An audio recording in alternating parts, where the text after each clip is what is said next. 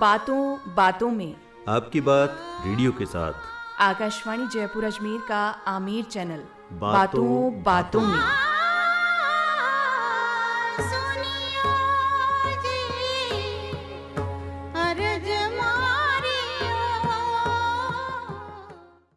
बातों बातों में कार्यक्रम सुनने वाले सभी श्रोताओं को हमारा नमस्कार। श्रोताओं, हम जब किसी स्कूल में या कॉलेज में पढ़ रहे होते हैं तब हमारे मन में बहुत सारे सपने पल रहे होते हैं। कभी कभी लगता है कि हम अपने सपनों को पूरा कर लेंगे, लेकिन कभी ऐसा होता है कि हमें अपने नहीं, अपने पिता के सपनों को पूरा करना पड़ता है। और कोई भी पिता या कोई भी माँ अपने बच्चों के लिए बेहतर से बेहतर सपने देखते हैं, क्योंकि हर एक माता पिता अपने संतान की उन्नति चाहते हैं। आज इस कार्यक्रम में हमारे मेहमान हैं पूर्व IAS श्रीमती प्रमिला सुराणा।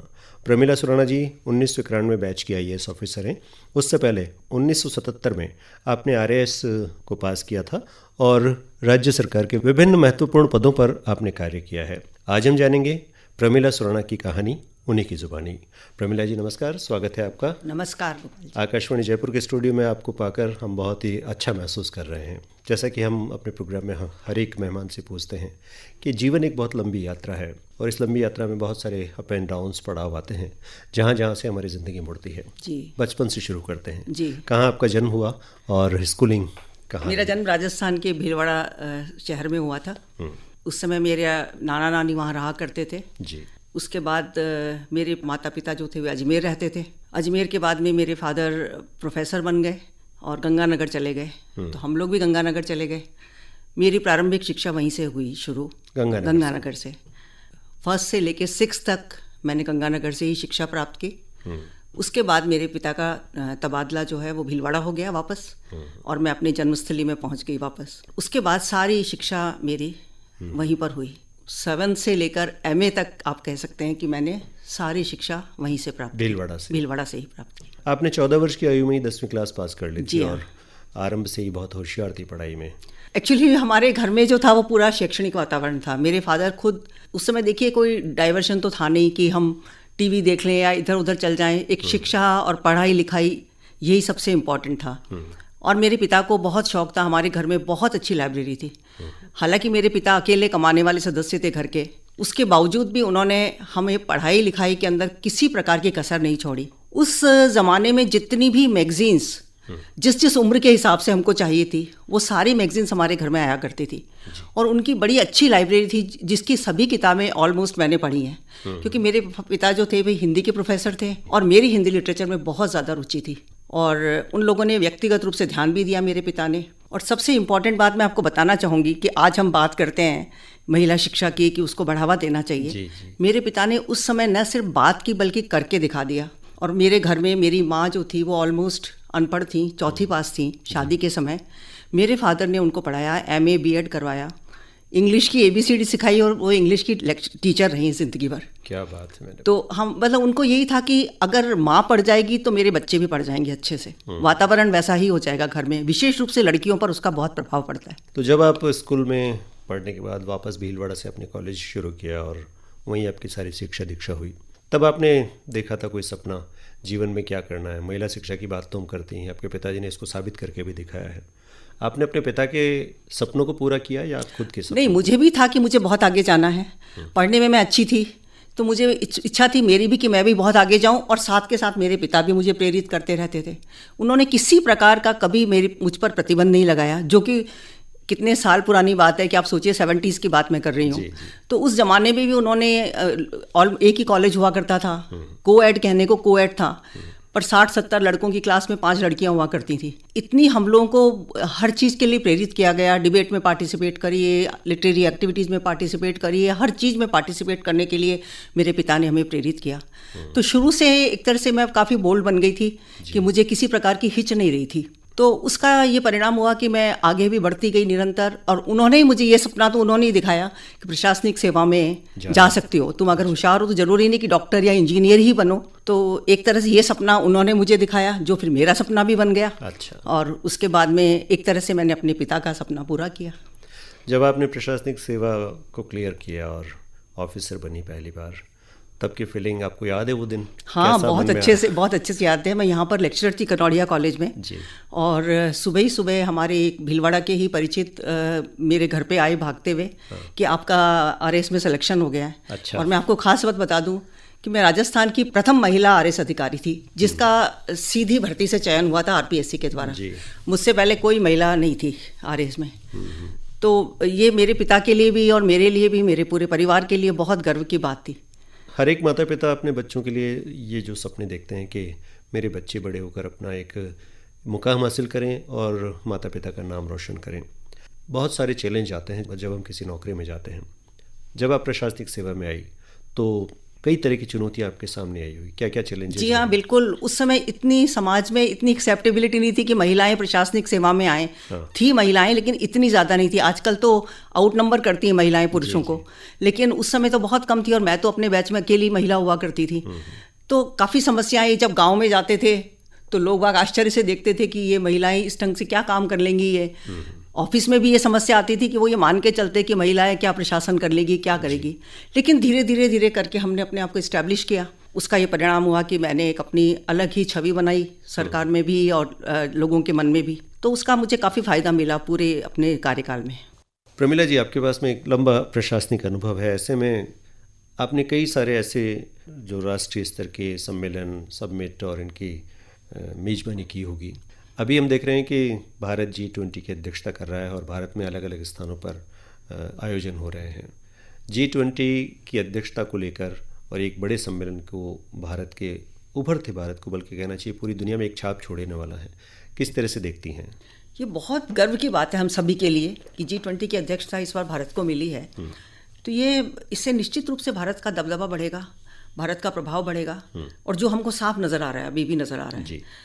और सबसे बड़ी बात है कि जिस ढंग से इसकी योजना बनाई गई है G20 के आयोजन की, कि करीब 200 तरह के आयोजन होंगे, छोटे छोटे ग्रुप्स की जो मीटिंग्स होंगी, 50 लगभग शहर चुने गए हैं उसके लिए। और आप देखिए पूरे देश के हर हिस्से को उसमें कवर किया गया है। और अरुणाचल प्रदेश हो, जम्मू कश्मीर हो या साउथ मोस्ट पार्ट हो, हर जगह इसके आयोजन हो रहे हैं। उस चीज़ का बहुत प्रभाव पड़ेगा। आज सभी देशों से, आज 20 देशों के प्लस कई इन्वाइटीज देश भी हैं, आमंत्रित देश भी हैं, उन लोग उनके प्रतिनिधि अलग अलग स्तर के प्रतिनिधि, टॉप मोस्ट तो हैं ही। आज रिजर्व केंद्रीय बैंकों के गवर्नर्स एंड वो तो बेसिकली क्योंकि इंटरनेशनल इकोनॉमिक कॉपरेशन के लिए ये संस्था बनी है तो वो तो है ही, लेकिन उसके अलावा भी जो विभिन्न इसके अंदर और सेक्टर्स जुड़ गए हैं G20 में, उन सब के आयोजन विभिन्न क्षेत्रों में हो रहे हैं। उससे भारत की छवि विदेशों में सुधरी है बहुत और सुधरेगी। पर्यटन को बढ़ावा मिलेगा और जो जो इश्यूज इसमें उठाए गए हैं उन सारे इश्यूज के ऊपर भारत की धाक हमेशा निश्चित रूप से बढ़ेगी। भारत और सशक्त होगा। और मैं तो ये मानती हूँ कि आज आतंकवाद के खिलाफ आवाज़ उठाने की बात है। आज तकलीफ चीन को या पाकिस्तान को इसी कारण से कितनी बड़ी तकलीफ हो रही है। आपने जम्मू कश्मीर में मीटिंग क्यों रखी श्रीनगर में, या आपने अरुणाचल प्रदेश में मीटिंग क्यों रखी, चाइना को तकलीफ हो रही है। तो आज ये सबसे बड़ी बात है कि आज उन लोगों को तकलीफ हो रही है हमारे कारण से। तो एक भारत का दबदबा बढ़ा है निश्चित रूप से। आज बड़े बड़े देश जो सुपर पावर अपने आप को कहते हैं, उनके सामने हमारा देश आज सर उठा के खड़ा है। मतलब भारत के बिना बाकी विश्व की तरक्की संभव ही नहीं, भारत के सहयोग के साथ नहीं हो सकती, संभव ही नहीं। अभी आपने श्रीनगर का जिक्र किया और श्रीनगर में एक बहुत बड़ी मीटिंग अभी हुई है। आपको लगता है कि हमारा जम्मू कश्मीर था, आतंकवाद से बहुत परेशान थे हम लोग, और अब इस मीटिंग के माध्यम से G20 की एक बड़ी बैठक के बाद से हम पूरी दुनिया को ये समझाने में कामयाब रहे हैं कि भारत अब शांति के रास्ते पर सफलतापूर्वक चल रहा है। काफ़ी हद तक आज इतना सुंदर हमारा कश्मीर है जिसे स्वर्ग कहा जाता है। तो आज वहाँ पर इतने सारे लोग दूसरे देशों के आए, उन्होंने देखा, उसका आनंद लिया और परिवर्तन तो निश्चित रूप से आया ही है। हम सभी इस चीज़ को अनुभव कर रहे हैं। आज वापस टूरिज्म स्टार्ट हो गया। आज अपने लोग भी सब लोग जाते हैं कश्मीर। अब वापस वही कितना हॉटस्पॉट हो गया टूरिज्म का कि सब लोग कश्मीर जाना चाहते हैं। तो फ़र्क तो बहुत आया है। उसके बाद में आतंकवाद धीरे धीरे कम हो रहा है, काफ़ी ख़त्म हुआ है। आपको क्या लगता है कि G20 के माध्यम से भारत अपनी विविधता को पूरी दुनिया के सामने प्रभावशाली बिल्कुल शोकेस कर पा रहा है उसके माध्यम से। आज सब लोगों को पता लग रहा है, जिससे पर्यटन को बढ़ावा मिलेगा। आज हर चीज़ में भारत की आवाज़ बुलंद होगी। चाहे आप पर्यावरण की बात कर लीजिए, चाहे आप इकोनॉमिक एक्टिविटीज़ की बात कर लीजिए। अब भारत इतना बड़ा बाजार है, मार्केट है। भारत में इन्वेस्टमेंट आएंगे उसके कारण से। इकोनॉमिक आज GDP हमारी सब देशों में सबसे ज़्यादा जीडीपी की ग्रोथ हमारे यहाँ पर हो रही है। और यानी आज G20 हमारे लिए एक बड़ा अवसर है। बहुत बड़ा अवसर है और इसके दूरगामी परिणाम होंगे। आज भारत कहाँ से कहाँ पहुँच जाएगा इसके कारण से। और कर भी बहुत अच्छे से हो रहा है हमारे यहाँ, बड़े प्रभावशाली ढंग से ये सारे आयोजन हो रहे हैं, तो उस चीज़ का भी बहुत फर्क पड़ेगा। तो इसके लिए भारत सरकार को हम साधुवाद देना चाहेंगे कि साधुवाद वास्तव में क्या, हाँ बिल्कुल गर्व की बात है हमारे लिए। अंतर्राष्ट्रीय मंच पर हम प्रभावशाली उपस्थिति बिल्कुल दर्ज कर प्रभाव छोड़ पा रहे हैं। और आज ये सब जो हो रहा है अभी की, जो आज हमारे प्रधानमंत्री गए हैं, अमेरिका गए हैं या विश्व में गए हैं, और जिस ढंग से उनका स्वागत हुआ है, और ऑस्ट्रेलियन प्राइम मिनिस्टर कह रहे हैं कि साहब मोदी इज द बॉस, तो ये कितनी गर्व की बात है। ये किसी व्यक्ति विशेष की तारीफ नहीं है, ये हमारे देश की तारीफ है, हमारे देश के लिए गर्व की बात है। और इसको यदि हम पॉलिटिसाइज नहीं करें, राजनीतिकरण नहीं करें, तो हम ये सोचे कि एक पद की महिमा, एक गरिमा कितनी बड़ी है उसके कारण से। तो आज हमारे लिए तो बहुत बड़े गौरव की बात है, और भारत की निश्चित रूप से प्रभाव भारत का जो है वो सब जगह बढ़ेगा उसके कारण। जब हम काम कर रहे होते हैं तो बहुत सारे अनुभव भी हमें होते हैं, कुछ अच्छे होते हैं, कुछ बहुत ऐसी सीख देकर जाते हैं कि हम उनको चुनौतियों के रूप में लेते हैं, समस्याओं को। ऐसे कुछ अनुभव आपके पास में हैं जहां आपको बहुत मुश्किलें आई और लेकिन आपने उस टास्क को पूरा किया? जी हाँ, सभी विभागों में इस ढंग की चुनौतियाँ तो आती ही रही हैं। बहुत सारे विभागों में मैंने काम किया है। और सबसे पहली जो मेरी पोस्टिंग हुई थी वो कलेक्ट्रेट में थी, यहाँ पर assistant collector and executive, Jaipur में ही assistant collector and executive magistrate. तो उस समय भी कई सारी लॉ एंड ऑर्डर की ऐसी सिचुएशंस आती थी, और मैं बड़ी बोल्डली घुस जाती थी। 3,000-4,000 की भीड़ ने थाने को घेर लिया, मजिस्ट्रेट ऑन ड्यूटी, मैं वहाँ पहुँच गई। फिर कलेक्टर साहब का फ़ोन आता था कि तुम अकेली कैसे पहुँच गई वहाँ पे, किसी को फोर्स तो लेके जाती, थाने में तो गिने चुने लोग होते हैं। तो पर यही था कि नहीं, मुझे करके दिखाना है। चांस की बात देखिए कि कभी ऐसी समस्या नहीं आई कि कोई मैं बहुत परेशानियों में घिर गई हूँ। एक आध बार ऐसा हुआ कि यहाँ पर कोई कच्ची बस्ती को तोड़वाने, UIT थी उस समय, JDA नहीं था, तोड़वाने के लिए वहाँ के लोग आए, और ये एक बहुत बड़ी बस्ती बनी हुई थी। तो उस बस्ती को तोड़वाने आए और वहाँ पर लोग रोने लग गए, चीखने लग गए। तो नॉर्मल कोर्स में ये होना चाहिए कि उनको समझाया जाए, कोर्ट से आदेश हो चुका था, लेकिन समझाया जाए, जो सालों से बसे हुए हैं, उनके परिवार बसे हुए हैं, तो उनको समझा बुझा के हटाने की कोशिश की जाए। UIT वालों ने कह दिया कि वो बैठी हैं, वो हटवा रही हैं आपकी, मेरे लिए कह दिया। अच्छा। और अब मुझे जवाब देना मुश्किल हो गया कि मैं हटवा रही हूँ, उनको समझाने की कोशिश की गई। उसके बाद लोग हिंसक हो गए, पत्थर चलाने लग गए, और सब के सब पुलिस वाले जितने हमारे साथ सब भाग गए। फिर मुझे भी बड़ी मुश्किल से घेर घार के वहाँ से निकाला, वरना सर्वर फूट जाता शायद वहाँ पे। तो बच गए। तो पर ठीक है, ऐसी स्थितियाँ आती ही रहती हैं सरकार में। जब आपने RAS क्लियर किया और आपके माता पिता ने इस बात को सुना, तो उनकी प्रतिक्रिया तो बहुत ही ज़बरदस्त रही होगी। हाँ, बहुत बहुत खुश थे, बहुत ज़्यादा खुश थे, और गर्व से कहते थे कि हमारी बेटी अधिकारी बन गई है। अपने परिवार के बारे में बताइए, कितने बहन भाई हैं? हम लोग 4 भाई बहन थे। मैं सबसे बड़ी हूँ अपने घर में जी।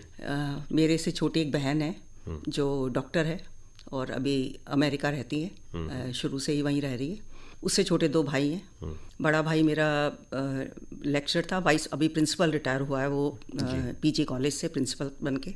और सबसे छोटा भाई भी अमेरिका है, उसने इंजीनियरिंग किया था बिट्स पिलानी से, और वो अमेरिका में ही सेटल्ड है। यानी अपने माता पिता की बड़ी संतान होने के कारण आपने जो लाइन खींची, उस लाइन पर सब लोग चलते रहे। जी, आप बिल्कुल सही फरमा रहे हैं, बिल्कुल सही कह रहे हैं आप, कि एक हमारे घर में एक तरह से मापदंड एक स्थापित हो गया मेरे कारण से, कि ये घर पढ़ने में होशियार है, इसने कर लिया। और मैं थी भी बहुत, हालांकि मेरी बहन मुझसे सिर्फ 1.5 वर्ष छोटी है, लेकिन मुझे ऐसा लगता था कि मेरी जिम्मेदारी है। तो मेरे भाई बहन नहीं पढ़ रहे हैं, कुछ भी नहीं कर रहे हैं, तो मैं बड़ी अपसेट हो जाती थी। तो इस चीज़ का बहुत फ़र्क पड़ा, और मेरे भाई बहन आज तक मुझे कहते हैं कि हम मम्मी डैडी से इतना नहीं डरते थे जितना तेरे से डरते थे। तो ये बात तो बिल्कुल रही है कि उसके कारण से काफ़ी फ़र्क पड़ा है। जब हम नौकरी कर रहे होते हैं और एक महत्वपूर्ण पद पर होते हैं, तब काफ़ी सारा काम का बोझ होता है। ऐसे में अपने घर में और काम के बीच में कोऑर्डिनेट करना, उनके बीच में सामंजस्य बैठाना थोड़ा मुश्किल लगता है। महिला होने के नाते आप दफ्तर भी संभालती रही होंगी और बाद में घर पे भी काम करना पड़ रहा होगा। आपके परिवार की जो भूमिका थी आपकी सफलता में, वो किस प्रकार? देखिए, परिवार का तो पूरा योगदान है, उसके बिना तो कोई कुछ कर ही नहीं पाता। जब तक कि परिवार की तरफ से आपको पूरा सपोर्ट ना मिले, तो आप मन में भी शांति नहीं होगी और आप किसी भी काम को ढंग से नहीं कर पाएंगे। तो मेरे को भी अपने परिवार का, मेरे बच्चों का, मेरे पति का पूरा सपोर्ट हमेशा मिला है, और हर जगह वो मेरे साथ खड़े रहे हैं। और मैं आपको बता दूं कि मैंने सर्विस में आने के बाद में मैंने MBA किया, लॉ किया, बच्चे भी पाले और नौकरी भी की। और नौकरी भी ऐसी डिमांडिंग थी, ऐसी नहीं थी कि आप बैठ जाएं आराम से, टाइम निकाल पाएँ। लेकिन ये सब मेरे हस्बैंड का ही वो योगदान रहा है। उन्होंने हर चीज़ में, हर कदम पे मुझे प्रोत्साहित किया, सपोर्ट किया।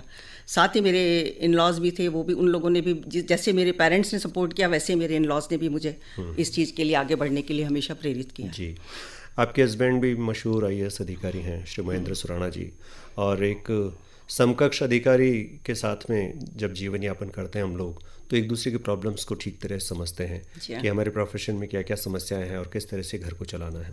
उनके तो पूरे सपोर्ट से ही सब कुछ हो पाया है। उन्होंने हर कदम पे सपोर्ट किया है। कभी उन्होंने ये नहीं चाहा कि मतलब मेरी कॉस्ट पे वो आगे बढ़ जाएं और मैं सफ़र करूं कहीं पर भी। उन्होंने पहले ये कोशिश की कि मैं आगे बढ़ूं। हर जगह जगह, कदम कदम पर उन्होंने मेरा हमेशा साथ दिया है। चाहे बच्चों को संभालने की बात हो, चाहे दूसरे कोई काम करने की बात हो घर के, बहुत अच्छे से हम लोगों का एक तरह से कोऑर्डिनेशन, सामंजस्य रहा है। और बल्कि मेरी सफलता से मुझसे ज़्यादा हमेशा वो खुश होते रहे। एक सवाल यहाँ पर जी मैं ज़रूर पूछना चाहूँगा कि अभी आपने कहा था कि आपके इन लॉज भी बड़े अच्छे थे और ऐसा लगता था कि जैसे आपके मम्मी पापा हैं और आप अपने पियर को छोड़ के ससुराल में गई तो वहाँ पे भी मम्मी पापा के रूप में नए लोग मिल गए। आजकल की जो लड़कियाँ हैं उनके मन में थोड़ा सा डर रहता है ससुराल को लेकर। देखिए, मुझे नहीं लगता कि ऐसी कोई दिक्कत आएगी यदि आप पहले से कुछ अपने मन में कुछ पाल कर ले जाएं, पूर्वाग्रह से आप ग्रसित होकर जाएं अपने परिवार में, तो समस्या आ सकती है। लेकिन आप खुले मन से उनको स्वीकार करें। आप ये सोचें कि आज मेरी भाभी मेरे घर में आकर मेरे माँ बाप से कैसा व्यवहार करेगी, तो वो आपको कैसा लगेगा। तो वही चीज़ अगर आप सोचें कि आज उनकी भी एक्सपेक्टेशंस हैं, तो आप उनको सम्मान दीजिए, वो आपको उतना ही प्यार देंगे। मैं तो ये मानती हूँ। मुझे कभी याद ही नहीं आता कि मेरे इन लॉज से कभी जरा सा भी कोई डिफरेंस हुआ। और आज भी इन लॉज तो मेरे इस दुनिया में नहीं है, लेकिन मेरे पति के ब्रदर सिस्टर्स हैं, मेरे पति से ज़्यादा मेरे उनसे अच्छे संबंध हैं। जितनी बात हम लोग खुल के कर लेते हैं आपस में, मैं तो मानती हूँ मेरे भाई बहनों की तरह वो लोग हैं सब। जी, प्रमिला जी, गीत सुन लिया जाए। कोई भी पुराना गीत मुझे बहुत पसंद है, पुराने गाने। कोई आपको याद हो जिसको? अजीब दास्तान है ये। अच्छा, दिल अपना और प्रीत पर आई, मीना कुमारी का। जी हाँ।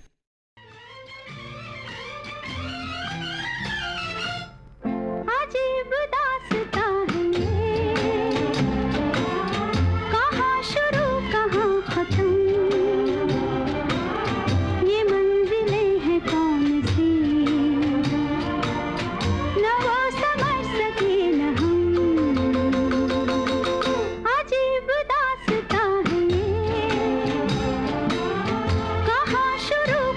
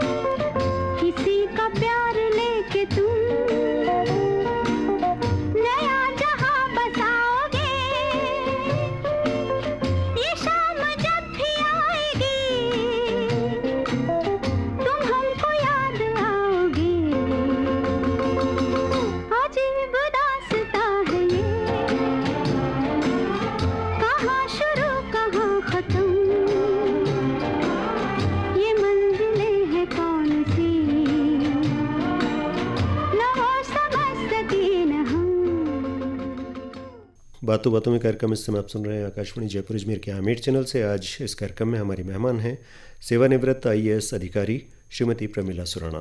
प्रमिला जी से हम बहुत सारी बातें कर रहे हैं और कहानी अभी शुरू हुई है प्रमिला जी से बातचीत करते करते। प्रमिला जी, RAS से आप का प्रमोशन हुआ और मेन स्ट्रीम में IAS में आप आई। आपको लगा कि आपकी जिम्मेदारियां RAS के मुकाबले IAS में थोड़ी ज़्यादा कठिन हो गई? जी हाँ। कुछ ज़्यादा बड़े चैलेंज आए?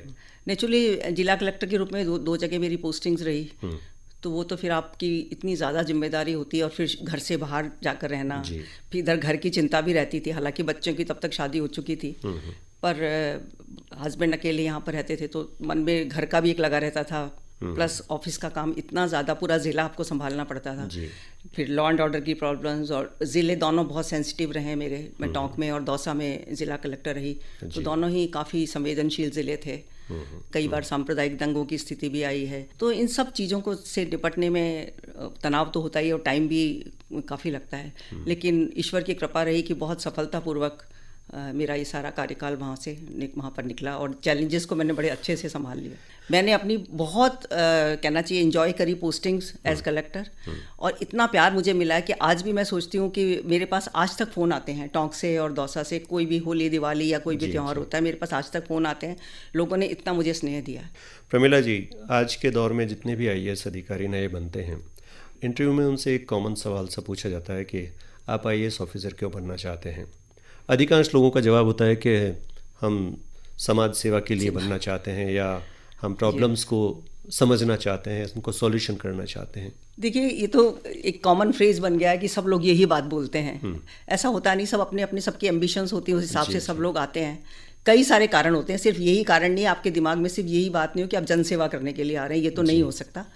लेकिन ये सही बात है कि जब आप एक बार बन जाते हैं, भारतीय प्रशासनिक सेवा में आ जाते हैं, तो आपकी जिम्मेदारी बहुत ज़्यादा होती है। और आपका सिलेक्शन जो होता है, मैं मानती हूँ चयन ही इसलिए हुआ है कि आप लोगों की जितनी समस्याएं सॉल्व कर सकें और उसका सहज हल निकाल सकें।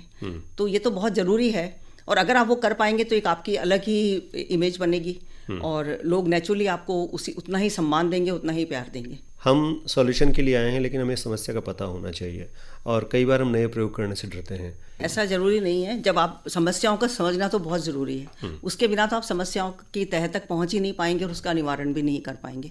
तो इसलिए तो ज़रूरी है, जितना आप लोगों से मिलेंगे, जितनी उनकी बात सुनेंगे, जितना लोगों के बीच में जाएंगे, तो उतनी ही आपको उनकी समस्याओं का समाधान मिलेगा। मैं एक महिला होने के नाते मेरी महिला मुद्दों में बहुत रुचि रही है शुरू से जी। और मैंने women and child development department में मेरी 5 साल पोस्टिंग रही। मैं मानती हूँ कि मेरी ज़िंदगी की बेस्ट पोस्टिंग्स मैं उनको मानती हूँ कि मुझे महिला इश्यूज़ को समझने का इतना गहराई से मौका मिला उन 5 वर्षों के अंदर, और मुझे इतनी संतुष्टि है कि मैं लोगों के महिलाओं के लिए, लड़कियों के लिए उनकी समस्याओं को समझ पाई और उनके लिए कुछ हद तक उनका कुछ काम कर पाई। आज हम अपने देश की बात करते हैं, हम कहते हैं साहब हमारे यहाँ तो अशिक्षा है, ग्रामीण क्षेत्रों में कई सारी समस्याएं हैं, लेकिन आप देखिए जहाँ पर पढ़े लिखे देश हैं, जहाँ पर की महिलाएं सब शिक्षित हैं, सारी सुविधाएं उनके पास हैं, वहाँ कौन सा महिलाओं की कोई बहुत ज़्यादा इंपॉर्टेंस है या उन लोगों के अंदर वहाँ लिंग भेद नहीं है। सब जगह महिलाओं की स्थिति आज भी वही है। और इस चीज़ को तो हमेशा देखना ही पड़ेगा कि किस ढंग से महिलाओं को सशक्त बनाया जा सके, किस प्रकार से उनको आगे बढ़ाया जा सके। आपने कुछ नए प्रयोग किए जब महिला और बाल विकास? जी हाँ, मैं एक बहुत इंटरेस्टिंग एग्जांपल बताती हूँ। आपने भी सुना होगा, जब मैं कलेक्टर थी टोंक में, तो एक नई कॉम पैदा हुई है, सरपंच पति, है ना। महिलाओं को आपने रिजर्वेशन तो दे दिया साहब कि आप सरपंच बनेंगी, इतनी महिलाएं, इतना % रिजर्वेशन होगा, इलेक्शन में ये होगा। महिलाएं सरपंच बन गई। तो कई बार मैं जाती थी, जो हमारे कई बार अभियान चलते थे और उसमें मीटिंग हो रही है पंचायत की, और मैं जाती थी उसके अंदर, मेरे पास में सरपंच जी बैठे हैं। तो मैंने कहा अच्छा आपका क्या नाम है सरपंच जी? तो फिर कोई बोलता था नहीं साहब वो सरपंच तो वो हैं, वो घूंघट निकाल के सामने बैठी महिला, ये सरपंच पति हैं। तो फिर मैं तो उसी समय आप जाइए और उस लेडी को बुलाती थी और मैं कहती आप घूंघट हटाइए, मेरे ससुर जी बैठे हैं, मेरे जेठ जी बैठे हैं। तो मैंने कहा आप सरपंच बनी क्यों फिर? तो मैंने काफ़ी कोशिश कर करके उनको मैंने हटाया और मैंने कहा बोलिए, घबराने की क्या जरूरत है, जब आप सरपंच बनिए तो आपको गांव के जो भी मुद्दे उठाने पड़ेंगे उनको। और काफ़ी कोशिश कर करके मैंने उन लोगों को कोशिश करी और उससे काफ़ी परिवर्तन भी आया। मैंने कहा मैं भी तो हूँ ना महिला, मेरे भी जेठ जी है, मेरे भी सास ससुर हैं, सब हैं, लेकिन अगर आप काम करने निकली हैं बाहर तो फिर आपको इसमें परिवर्तन लाना ही पड़ेगा। और सबसे बड़ी समस्या मैं ये मानती हूँ, देखिए महिलाओं के जो जब बात चली महिलाओं की, तो महिलाओं के बहुत सारे इश्यूज जो भी हैं, शिक्षा की बात हम करते हैं, स्वास्थ्य की बात हम करते हैं, या इकोनॉमिक एम्पावरमेंट की बात हम करते हैं, लेकिन सबसे महत्वपूर्ण है कि आज निर्णय लेने में महिलाओं की भागीदारी आज भी नहीं के बराबर है। जब तक डिसीजन मेकिंग के अंदर, चाहे परिवार के संबंध में निर्णय लेना हो, चाहे बच्चों की शिक्षा के संबंध में निर्णय लेना हो, महिलाओं की भागीदारी आज भी बहुत कम है। चाहे उसमें पति का प्रेशर हो, समाज का प्रेशर हो, परिवार का प्रेशर हो, लेकिन ये समस्या बहुत ज़्यादा है। और जब तक डिसीजन मेकिंग में महिलाएं आगे नहीं आएंगी, तब तक उनका एम्पावरमेंट सही अर्थों में नहीं हो सकता। लेकिन हमारे प्राचीन भारत में तो ये माना जाता था कि मात्र सत्तात्मक परिवार थे और हाँ, एक स्त्री। ये जो कहना चाहिए ना, आप ये फ्रेजेस सुनने में बहुत अच्छे लगते हैं जी। लेकिन अब हम भी देखते हैं और प्रैक्टिकली आप देखिए जाकर, बहुत हालत इतनी अच्छी नहीं है बिल्कुल भी। फर्क आया है, लेकिन इतना फर्क अभी तक भी नहीं आया, अभी भी काफ़ी कुछ करना बाकी है इस दिशा में। जी हाँ, अक्सर हम देखते हैं कि अगर एक डॉक्टर का बेटा डॉक्टर बने और अधिकारी का बेटा अधिकारी बने, वकील का बेटा वकील बने, तो ऐसा लगता है कि हम अपने माता पिता के सपनों को जी रहे हैं, या माता पिता जो खुद नहीं कर पाते अपने उन सपनों को अपने बच्चों में देखते हैं। आपके अपने बच्चों को फ्यूचर बनाने में आपका खुद का सोचा हुआ था, या उन्होंने को फ्री? बच्चों ने अपने हिसाब से किया है। हमारी ना तो हमने उनको कभी उन पर दबाव डाला किसी भी ढंग का। उन्होंने अपनी इच्छा से पढ़ाई की। मेरी दोनों बेटियों ने इंजीनियरिंग की और उसके बाद में MBA किया दोनों ने। बड़ी बेटी ने इंजीनियरिंग के बाद में कॉरपोरेट सेक्टर में नौकरी करते हुए दुबई और बाहर जाके सब जगह नौकरी करी। सब छोड़कर नाउ अब वो हैप्पीनेस कोच बन गई है। कॉरपोरेट ट्रेनिंग्स देती है, अच्छा। लोगों की काउंसलिंग करती है। उसकी अपनी इच्छा है। हम लोगों ने कभी किसी प्रकार का उस पर प्रेशर नहीं डाला एंड बहुत खुश है वो। उसको लगता है ये मेरा काम नहीं, ये उसको वो इंजॉय कर रही है काम को। छोटी बेटी कॉरपोरेट सेक्टर में काम कर रही है, अभी कनाडा में है पोस्टिंग उसकी। अपने हिसाब से बच्चों ने अपना करियर चुना है और दोनों अपने अपने करियर में बहुत खुश हैं। तो अब आपको देखकर यूँ लगता है कि दो तरह के फेज़ हैं इंडिया में महिलाओं को लेकर। एक तरफ पढ़ा लिखा वर्ग है जो अपने बच्चों को पूरी फ्रीडम दे रहा है, और एक तरफ अभी देहात की जो जहाँ एजुकेशन का लेवल कम है, या थोड़ी सी प्रथाएं कुरीतियाँ इस तरह से लागू हैं कि स्त्री पूरी तरह खुलकर अपना 100% नहीं दे पा रही। बिल्कुल बिल्कुल। तो आपको लगता है कि एक हाई पार्टने में काफ़ी लंबा वक्त लगेगा? हाँ बिल्कुल लगेगा। ये तो कितने % लोग हैं, मैं अपने जैसे भी कह दूं, मान लीजिए मुझसे भी ज़्यादा आगे बहुत लोग हैं, लेकिन हम अपने जैसे लोग भी, हमारे कितना छोटा % है। ज़्यादातर लोग तो वही हैं जिनको अभी तक कोई अपॉर्चुनिटी नहीं मिली, मौका नहीं मिला है। अवसर मिले तो इतना टैलेंट छिपा पड़ा है गाँव में भी, आप देखिए, लेकिन उनको मौका ही नहीं मिलता। और ये ज़रूरी है कि उनको निकालना पड़ेगा, उनके टैलेंट को निकालना पड़ेगा, उन्हें अवसर प्रदान करने पड़ेंगे, ये परिवर्तन लाना पड़ेगा। तभी जाकर आज कहीं, मतलब देश कहीं से कहीं पहुँच सकता है अगर उस शक्ति को हम यूज़ कर पाएँ, उनकी सामर्थ्य को, नारी शक्ति को और उनके सामर्थ्य को हम यूज़ कर पाएँ तो देश कहीं पहुँच सकता है हमारा। आपने भीलवाड़ा से अपना जीवन शुरू किया और श्रीगंगानगर में एजुकेशन हुई, कॉलेज वापस भीलवाड़ा, फिर RAS का सफ़र, IAS बनना। कहीं आपको लगता है कि कोई एक टर्निंग पॉइंट आपकी लाइफ में आया होगा जहाँ से आपका जीवन बदल गया? ऐसा तो कुछ नहीं, बड़ी स्मूथ लाइफ रही है मेरी और ऐसा कोई टर्निंग पॉइंट भी नहीं आया है। हाँ, पर ये प्रमिला सुराना में जो बनी हूँ उसके लिए मैं सोचती हूँ कि मुझे सपोर्ट बहुत मिला। एक तो मैं पहली महिला अधिकारी ही, तो मुझे सरकार में भी बहुत उसका मेरे को एक तरह से प्रिविलेज मिला। मेरी ऑलमोस्ट सारी पोस्टिंग्स जयपुर में डिफरेंट विभागों में रही। फिर उसके बाद में बस कलेक्टर बनके ही 2 जगह मैं बाहर गई, लेकिन मुझे सपोर्ट सबका बहुत मिला, मेरे अधिकारियों का मिला। कुछ में उसमें मेरी भी मेहनत थी कि मैंने हमेशा ईमानदारी से काम करने की कोशिश की है, पूरी मेहनत से काम करने की कोशिश की है। और ऐसा कुछ नहीं है कि कोई टर्निंग पॉइंट मेरी ज़िंदगी में आया हो, बड़ी ऐसा कुछ नहीं रहा कभी। आपका विवाह IAS ऑफिसर महेंद्र सुराणा से हुआ, तो आपको लगता है कि ये इसमें स्टोरी थी? नहीं, कोई स्टोरी नहीं थी। बिल्कुल अरेंज्ड मैरिज थी हमारी। जी। ना, हमारे माता पिता ने, बल्कि मैं कहूँगी कि महेंद्र के माता पिता ने मुझे पसंद कर लिया, मेरे माता पिता ने तो बाद में जाकर देखा इनको। वो लोग यहाँ पे आए, मुझे देखा उन्होंने और बस मुझे पसंद किया उन्होंने। हम लोग मिले आपस में, फिर उन्होंने कहा कि हम चाहते हैं पक्की करनी, तो मेरे माता पिता तब जाकर इनसे मिले। तो हमारी बिल्कुल अरेंज्ड मैरिज थी। ऐसा कुछ भी, कोई स्टोरी कुछ भी नहीं थी इसके पीछे। हम दोनों अलग अलग बैच के हैं, ये मुझसे सीनियर हैं जी। जीवन में उतार चढ़ाव आए आपके? जीवन में देखिए सबके उतार चढ़ाव आते ही रहते हैं, पर ऐसा कुछ भी नहीं हुआ कि कभी कोई बहुत ज़्यादा धक्का लगा हो, अचानक बदल गया, अचानक ऐसा कुछ भी नहीं हुआ। स्मूथ लाइफ चलती, स्मूथ जिंदगी चलती रही भगवान की कृपा से। आपने कहा था कि आपके जो छोटे बहन भाई थे मम्मी पापा से नहीं डरते थे लेकिन आपसे बहुत डरते थे। आपका यही रूप, यही टेरर आपके ससुराल में, मेरा मतलब आपकी फैमिली में भी नहीं नहीं नहीं, डरते ऐसा नहीं थे कि उनको ये लगता था कि मतलब हमको इसके हिसाब से रहना है, पढ़ाई करना, क्योंकि मैं मम्मी खुद पढ़ती थी, मेरी हमारे मतलब बच्चे चारों हम भाई बहन हो चुके थे, उसके बाद मम्मी ने पढ़ाई करी है, तो वो तो खुद बेचारी इतनी बिजी रहती थी। तो हमने पूरे मतलब मैंने इतना ज़्यादा 11 साल की उम्र से तो मैं घर में खाना बनाना शुरू कर दिया था मैंने, क्योंकि मुझे लगता था कि जितनी मैं उनकी हेल्प कर सकूं, मतलब मैं अपनी जिम्मेदारी समझती थी, और वही जिम्मेदारी समझकर मैंने मेरे भाई बहनों को भी आगे बढ़ने की प्रेरणा दी। प्रमिला जी, एक गीत और सुन लिया जाए। जी हाँ, जी हाँ। तेरे सुर और मेरे गीत। गूंज उठी शहनाई, एक बहुत ही अच्छा गीत, तेरे सुर और मेरे गीत दोनों मिलकर बनेंगे प्रिय। आइए हम सब सुने इस गीत को।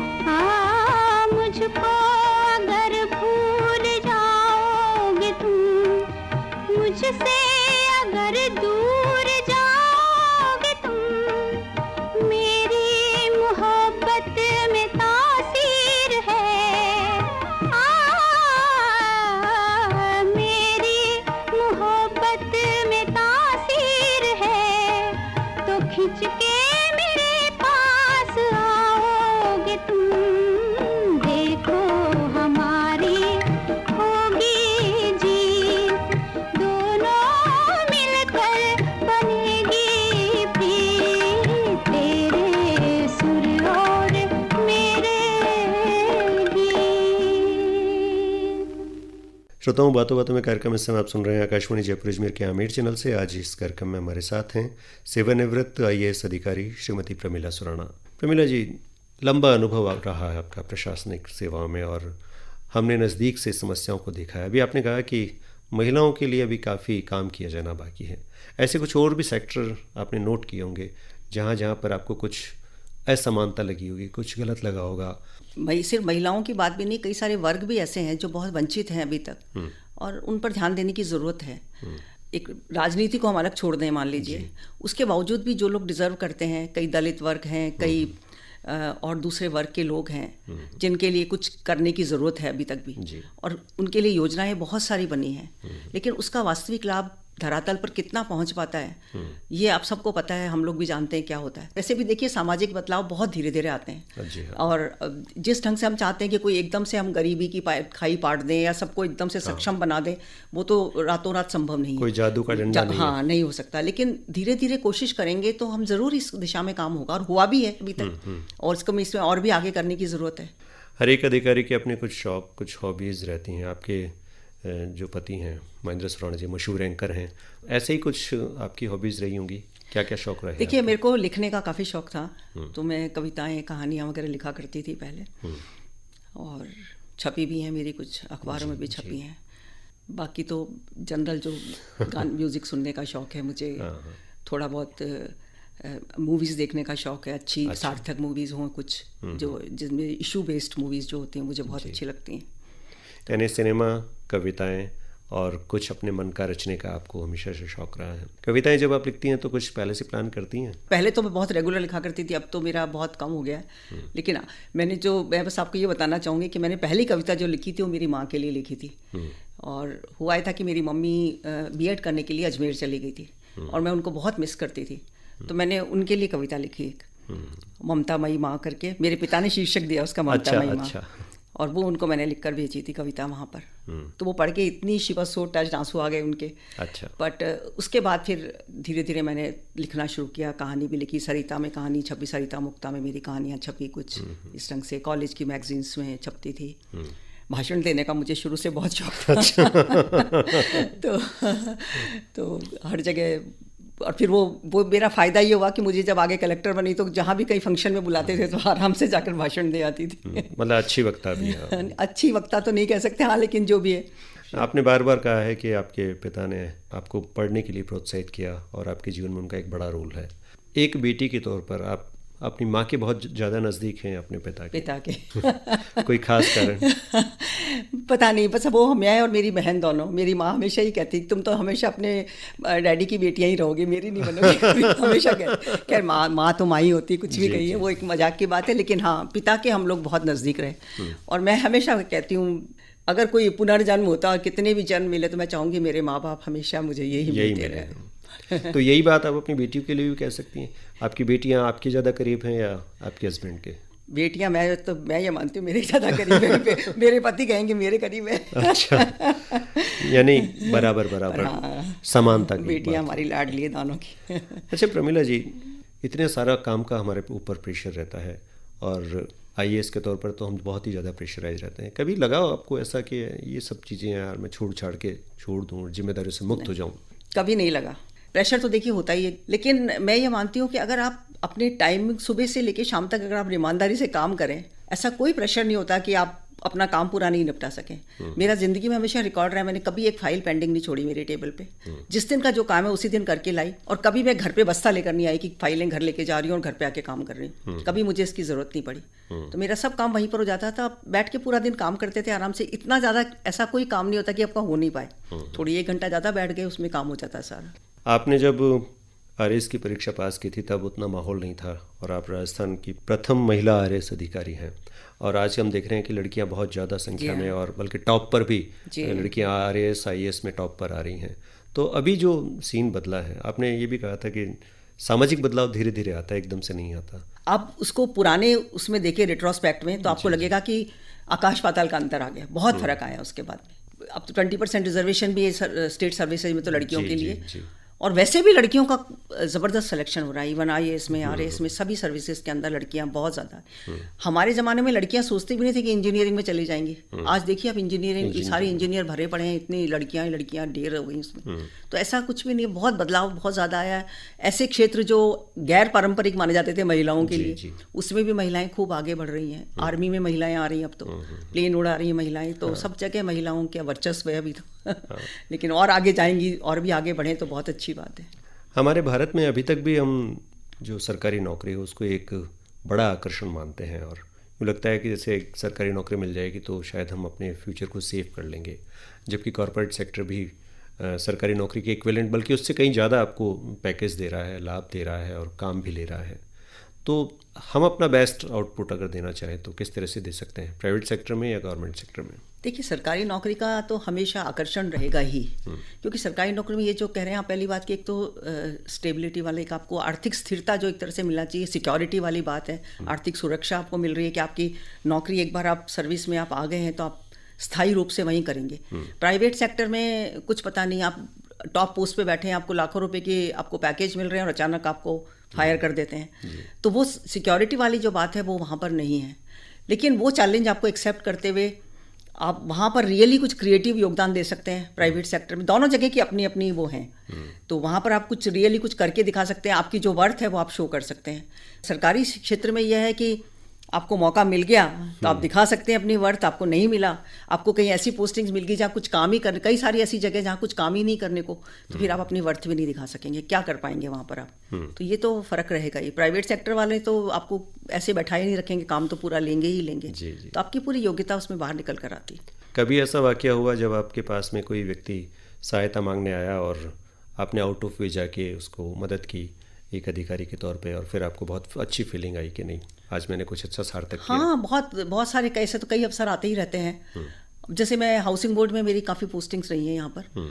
हाउसिंग बोर्ड में कई सारे लोग मेरे पास में आते थे, उनको मैं पर्सनल लेवल पे जाके, आउट ऑफ द वे जाके रास्ता बताती थी कि तुम कैसे जल्दी मकान ले सकते हो। तो आज भी कई मेरे सारे कलीग ऑफिसर्स हैं, मेरे IAS अधिकारी, RS अधिकारी, वो आज तक जब भी मिलते हैं, मैं भूल गई लेकिन वो याद करते हैं आपने हमको ये मकान दिलवा दिया था, आपने हमको ये मकान दिलाया। तो उनको मैंने रास्ता बताया, क्योंकि वरना लाइन लग रही है लंबी, कब तक आपको मकान मिलेगा, नहीं मिलेगा, तो किस ढंग से आप ले सकते हैं जल्दी करके, आप इस कैटेगरी में आ जाइए, कैसे कर लीजिए। तो वो करके मैंने उनको कोशिश कर करके दिलवाए हैं। ये नहीं है कि नियमों का उल्लंघन किया, नियमों के हिसाब से रास्ता बताने वाली बात है कि किस ढंग से आप रास्ता बता के उनका काम करवा सकते हैं। आपको ऐसा लगता है कि जो सरकारी क्षेत्र में लोग हैं, खासतौर से ऑफिसर्स, वो रिस्क लेने से थोड़ा डरते हैं? सरकार में भी आप देखिए सब तरह के अधिकारी हैं, कई लोग बहुत बोल्ड अच्छे अधिकारी भी हैं जो कोई रिस्क लेने से नहीं डरते, और उसके लिए कई बार उनको क्षति भी उठानी पड़ती है, लेकिन फिर भी कोशिश यही करते हैं वो। और मैं मानती हूँ कि अगर आप ईमानदारी से और आपकी सही इंटेंशन से आप काम कर रहे हैं तो कभी आपको उसका खामियाजा नहीं भुगतना पड़ेगा, आपको उसका फ़ायदा ही मिलेगा, और बल्कि एक आपकी ऐसी इमेज बन जाएगी। जैसे मैं आपको उदाहरण दूँ, मैं कमर्शियल टैक्सेज में काफ़ी मेरी पोस्टिंग्स रही जी। तो मेरे को गार्ड टाइप जो छोटे मोटे होते हैं, नाका गार्ड टाइप, वो लगे रहते हैं हमारे जहाँ पे नाके लगे हुए हैं वहाँ पर, तो उनको हटा दे, सस्पेंड कर दिया। मान लो उसने कुछ करप्शन किया होगा पहले, तो उसने मेरी कंप्लेंट करी 10 जगह कि साहब मेरे को मैडम जानबूझ के मेरे से पैसे मांगती हैं और वो करती। अब सोचिए एक इमेज कितनी काउंट करती है कि मेरे को लोकायुक्त से सबसे फ़ोन आया कि मैडम आपकी ये कंप्लेंट आई। मैंने कहा आइए, आपको जो एक्शन लेना लीजिए। मैं क्योंकि मैं इतनी इरिटेट हो गई थी, मैंने कहा कोई फ़र्क नहीं पड़ता मुझे, आप ले लो मेरे खिलाफ जो भी एक्शन। मैडम 2 लाइन की बजाय, हमें पता है आप कैसे हैं, 2 लाइन भिजवा दीजिए हमको लिख के इसका जवाब आप, ताकि हम इसको फाइल कर दें मैटर। तो मैं सोचती हूँ ये मेरे लिए बहुत बड़ी उपलब्धि है कि आज मेरी इमेज इस ढंग की बन गई थी कि सब जानते थे कि ये गलत चीज़ नहीं करेंगी। तो श्रोताओं, इस समय आप सुन रहे हैं कार्यक्रम बातों बातों में। आज हमारी मेहमान है प्रमिला सुराणा जी, और प्रमिला सुराणा जी सेवानिवृत्त IAS अधिकारी हैं। एक गीत और सुनने का वक्त है मैडम हमारे पास। आपकी नज़रों ने समझा प्यार के काम, अनपढ़ पिक्चर का गीत है। बहुत ही अच्छा आपने गीत चुना है मैडम। आइए हम सब सुने इस मीठे से गीत को।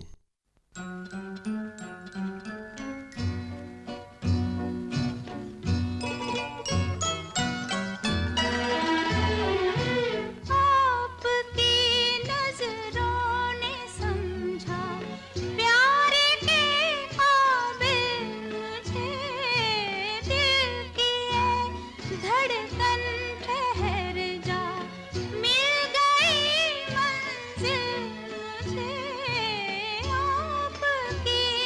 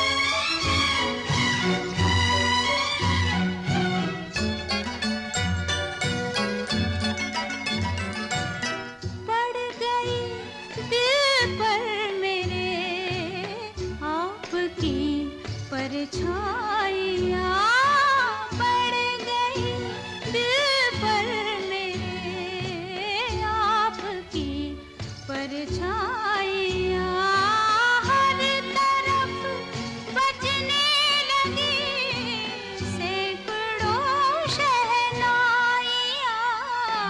दो जहाँ की आज खुशियाँ हो गई हासिल मुझे, आपकी नजरों ने समझा प्यार के काबिल मुझे, दिल की है धड़कन ठहर जा, मिल गई मंजिल मुझे, आपकी नजरों ने समझा। श्रोताओं, आकाशवाणी जयपुर अजमेर के आमेर चैनल से इस समय आप सुन रहे हैं कार्यक्रम बातों बातों में। आज हमारे साथ हैं सेवानिवृत्त IAS अधिकारी श्रीमती प्रमिला सुराणा। प्रमिला जी, अभी हमने इस गीत से पहले बातचीत की थी कि किस तरह से लोग हमारी इमेज को ख़राब करने की कोशिश करते हैं और सरकारी सिस्टम में सभी तरह के लोग हैं। आपको लगता है ईमानदारी एक बड़ा चैलेंज है आज के दौर में हम सबके सामने? ईमानदार होना कितना मुश्किल है या कितना आसान है? आदर्श पिता की पुत्री हूँ मैं। एक तो मुझे लगता है कि मैंने ज़िंदगी में वही सीखा, और मैं सोच भी नहीं सकती, कभी कल्पना भी नहीं कर सकती कि किसी ढंग का कोई गलत काम मैं कर पाऊँ। तो अल्टीमेटली ये होता है, मैं ये मानती हूँ कि अल्टीमेटली ये चीज़ आपको पे करती है अगर आप ईमानदारी से। मुझे देखिए, मैं आपको बताऊँ गोपाल जी, मुझे ज़िंदगी में कभी कॉम्प्रोमाइज़ नहीं करना पड़ा अपने निर्णयों के लिए, किसी भी चीज़ के लिए। और मैं ये तारीफ़ करूँगी, मुझे किसी पॉलिटिशियन ने भी कभी इसके लिए प्रेशराइज़ नहीं किया कि आप ये काम इस ढंग से कर दीजिए। बल्कि मुझे लोग बताते थे आकर कि साहब हम उन फला नेता के पास गए थे, उन्होंने ये बोला कि आप उनके पास चले जाइए, अगर सही काम होगा तो मेरे कहने की ज़रूरत नहीं, वो अपने आप कर देंगी, और गलत होगा तो मैं कह दूंगा तो भी नहीं करेंगी। तो ये चीज़ आपकी अल्टीमेटली, अगर आप सही ढंग से काम करते हैं और किसी का काम नहीं रोकते हैं, आपके स्मूथली काम हो रहा है, तो फिर मैं मानती हूँ कि कोई आपको कभी गलत चीज़ के लिए प्रेशराइज़ नहीं करेगा।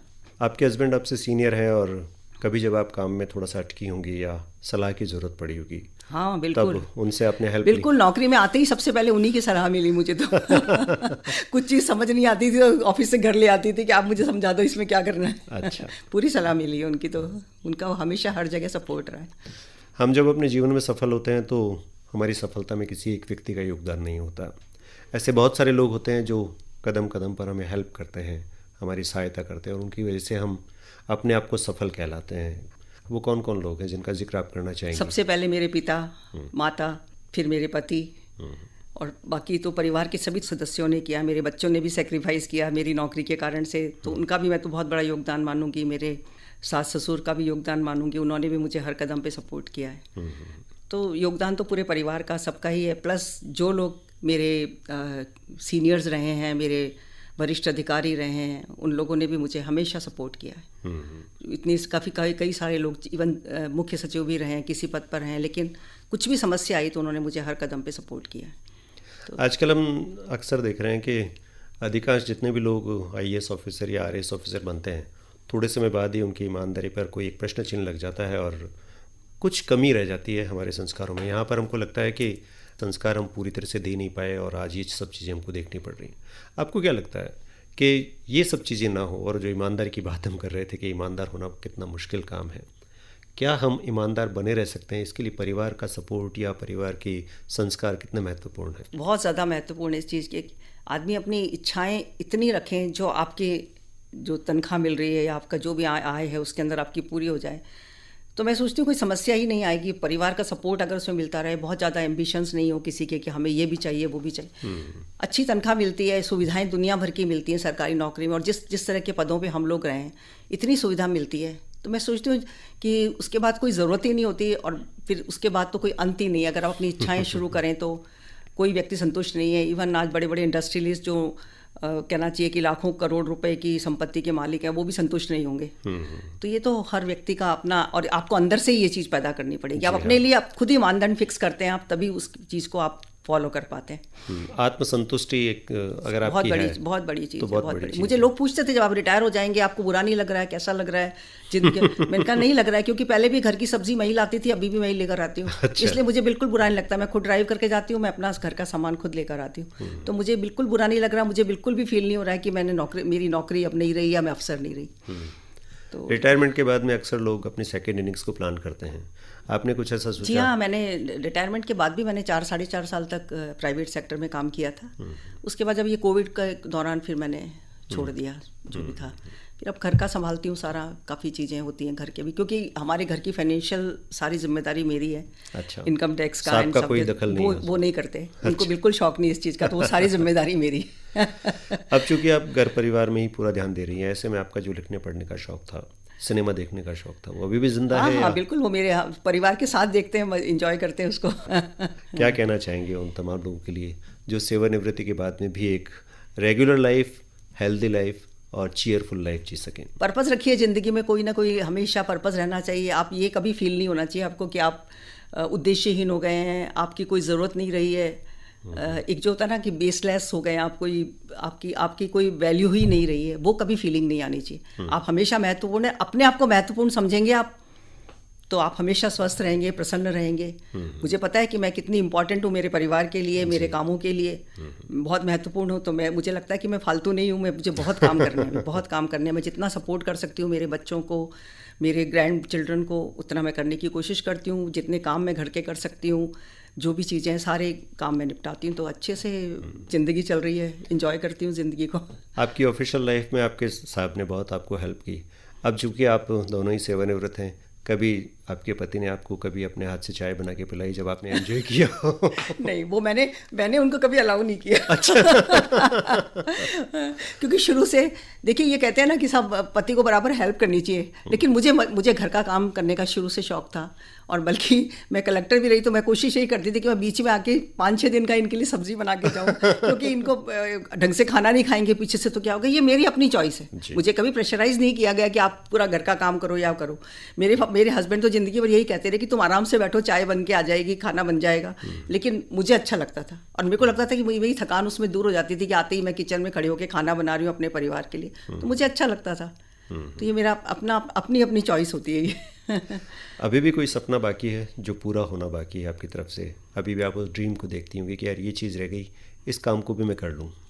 ऐसा तो कोई कुछ बाकी नहीं है। अच्छा चल रहा है, ज़िंदगी अच्छी चल रही है अभी भी, और इन्जॉय कर रही हूँ मैं अभी भी।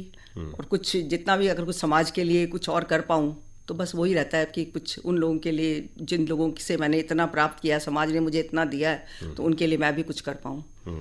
आपके पास में लंबा प्रशासनिक अनुभव है और पत्नी के तौर पर भी आपने परिवार को, बेटी के तौर पर भी परिवार को खूब सपोर्ट किया है, संभाला है। क्या कहना चाहेंगी आज की महिलाओं के लिए जो दोहरी ज़िंदगी, मतलब ऑफिस और होम दोनों को बैलेंस करके चल रही है, लेकिन कुछ चैलेंजेस हैं? देखिए, हर तरह की बात है। जो महिलाएं, पहली बात तो आजकल लड़कियां शायद उतनी ज़्यादा, मुझे लगता है, मेहनती हैं, लेकिन उतना नहीं कर पाती। इतना दबाव, या तो बहुत ज़्यादा दबाव में रहते हैं, तो वो चीज़ उस ढंग से नहीं कर पाती कि जिस ढंग से करना चाहिए। प्लस आपकी मानसिकता कैसी है उस पर डिपेंड करता है। आप जैसे चीज़ें हैं उनको शांति से आप उसको उसी ढंग से स्वीकार कर लें तो मेरे ख्याल में कोई समस्या नहीं आएगी।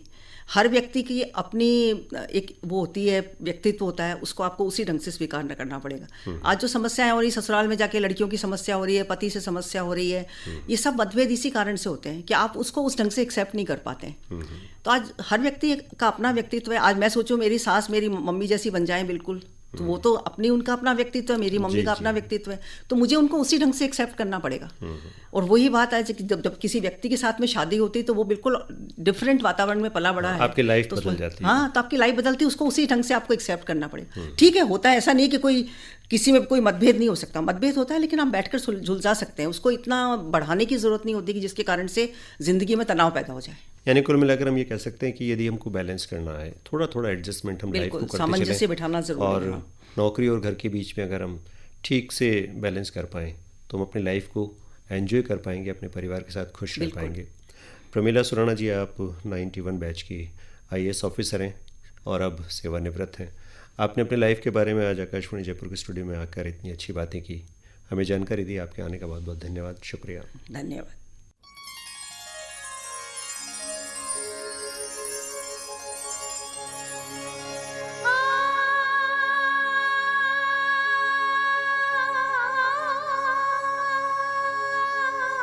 बातों बातों में आपकी बात रेडियो के साथ आकाशवाणी जयपुर अजमेर का आमिर चैनल बातों बातों में।